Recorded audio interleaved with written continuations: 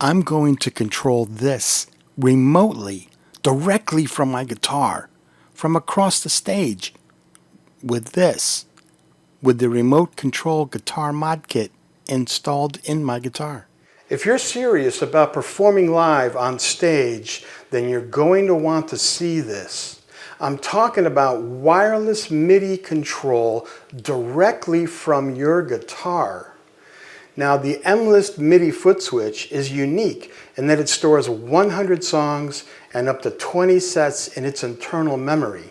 And with just a single press on the main switch here, it will send out MIDI commands in a sequential fashion based on the programming for that song. And with our new guitar mod kit installed in your guitar, you don't even have to be in front of the switch to do it. You're free to roam about the stage, interacting with your fans, and you can change your effect processor programs with just a single touch on a button on your guitar. It's super cool and only available from TC Automation, so check it out.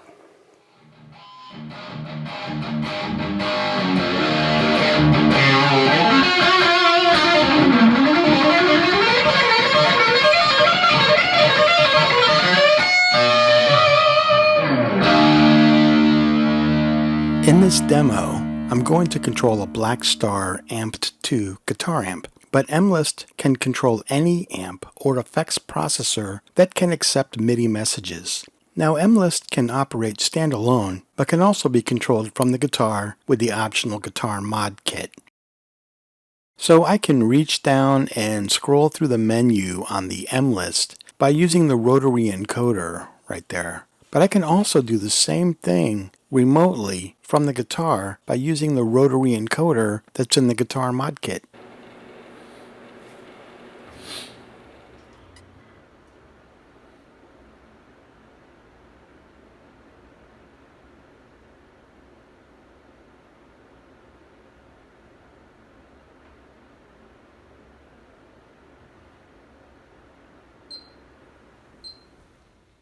So we're looking at cue a song right now, but if you were playing in a band, you would most likely be cueing a set instead.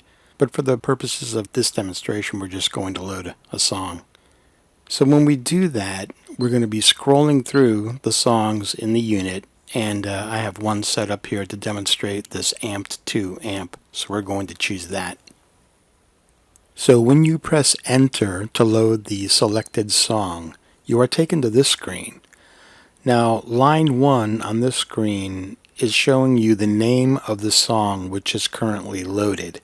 Line 2 shows you that you're cued, and the LED on the top left up there is lit yellow, another indication that you're cued. It says up next on line 3 that's showing you that there is a total of 3 command events in this particular song, and you're getting ready to send one of 3. And on line 4 is the name of the command event that is going to be sent when you either press on the main switch of the M-List or if you press the button on the guitar to send it. Now before I show you that go, take a notice of the amp, the Blackstar Amped 2. You'll notice that there are no indicator lights lit up. No effects are currently enabled. Nothing is engaged. It's just idle. Now, if you're not familiar with this Blackstar amp, this is a 100 watt amp in a pedal format with effect processing built in. So you can see you've got some stomp buttons there on the front edge, drive, modulation, delay, and reverb. And I really like this thing a lot. It's pretty sweet. And we're going to control it remotely from our guitar.